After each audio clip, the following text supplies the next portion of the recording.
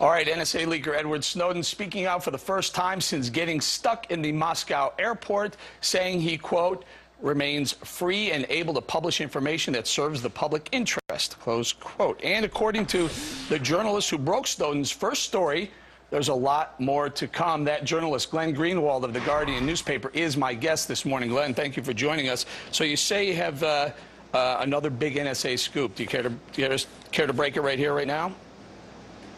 Unfortunately, Eric, you're going to have to wait along with everybody else until our stories are published. But I will say that there are vast programs of both domestic and international spying that the world will be shocked to learn about, that the NSA is engaged in with no democratic accountability, and that's what's driving our reporting. You know, Glenn, yesterday Ed Snowden released a letter to the world about the Obama administration. I'm going to paraphrase here a little bit. He's saying that the Obama administration, they're not afraid of me, Ed Snowden. They're afraid of a constitutionally informed public. Question.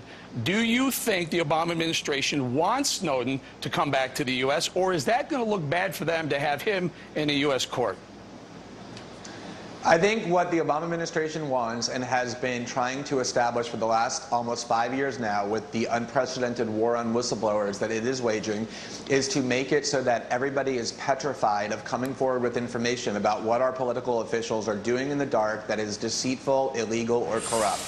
They don't care about Edward Snowden at this point. He can no longer do anything that he hasn't already done. What they care about is making an extremely negative example out of him to intimidate future whistleblowers from coming forward because they'll think that they're going to end up like him. That's their objective. All right, so some of the new news that's breaking as we speak is that Edward Snowden has said that he's going to turn down Russia's offer, Vladimir Putin's offer, to stay in Russia. That would have required him to stop leaking information. He said, no, I don't want to do that. But he's asked for asylum up to around 20 countries or so. Some are saying no.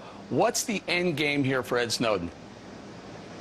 Well, from the very first time that I spoke with him, he said that he completely understood that once he came forward against the U.S. government and the Obama administration, that he would become the most wanted man on earth and would be hunted down by the world's most powerful state, and that he felt it was worthwhile to do that because he could not in good conscience allow this massive spying program aimed at the American people to be constructed in the dark. And he said, obviously, he wants to stay out of the clutches of the U.S. government, given the way that they persecuted whistleblowers. He's obviously trying to find a place where he can do that, but his real goal is to continue to be part of the conversation about why he did what he did, what it is that he saw in the NSA, how these spying powers were being abused, and to continue to make people around the world and his fellow citizens in the United States aware of what their government is doing. Glenn, you've been criticized, specifically David Gregory. I'm going to play this clip. I'd like you to react to it. Go ahead. Play the clip on David Gregory.